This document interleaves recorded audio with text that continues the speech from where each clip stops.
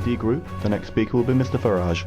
Well, I think we can all agree that 2016 has been a momentous, indeed historic year. And as it's Christmas, let's think of those events in terms of the three wise men bearing their gifts.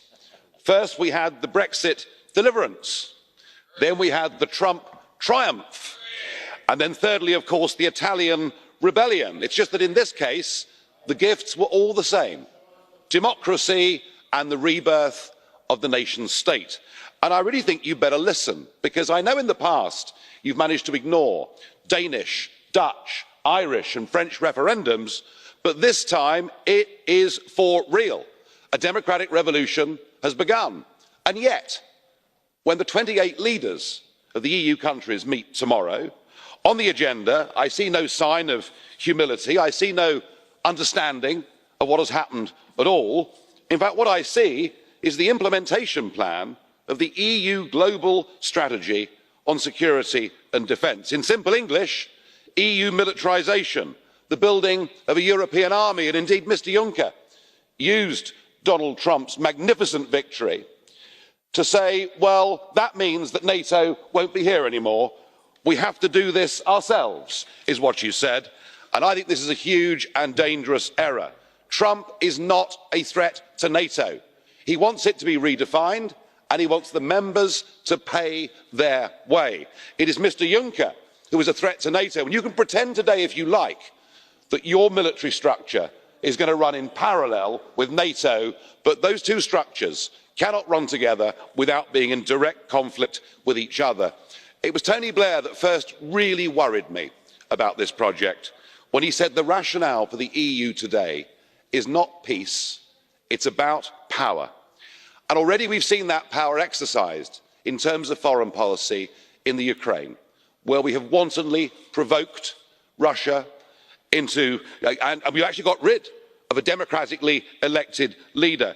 You know, history is littered with conflicts caused by empires that seek to expand. And it's about time the British government actually stood up tomorrow and said, enough. This is madness, and we as an independent United Kingdom will act as the bridge between America and the nation states of Europe to make sure that NATO is secure.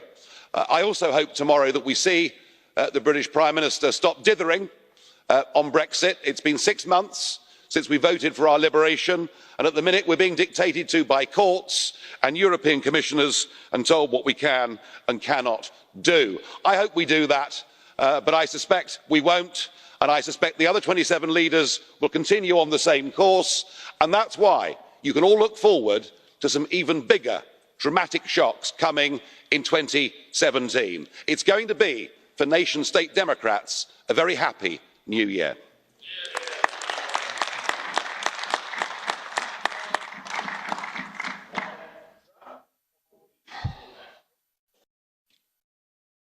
Herr Abgeordneter, es gibt eine Frage der Frau. We've got a question from Mrs. Intveld for you. Mrs. Intveld. Yes, thank you, Chair. Just something that you said that I would like to ask your clarification. You say dictated by the courts. So do I understand that you now officially say that you no longer accept the independence of the courts, one of the pillars of democracy and the trias politica? A yes or no answer, please. Well, Tony Blair did his absolute best to politicise a civil service that had been made neutral by Gladstone 140 years earlier.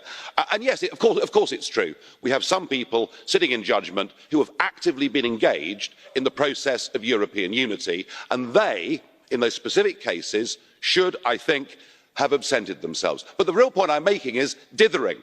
Had the new Prime Minister triggered Article 50 immediately, there'd be no court cases. We wouldn't have Monsieur Barnier talking down to us. We'd be getting on with doing the best we can under Article 50, though I'm concerned, listening to your colleague Mr Verhofstadt, that once we trigger Article 50, it may become so unworkable that we simply have to say we're going goodbye.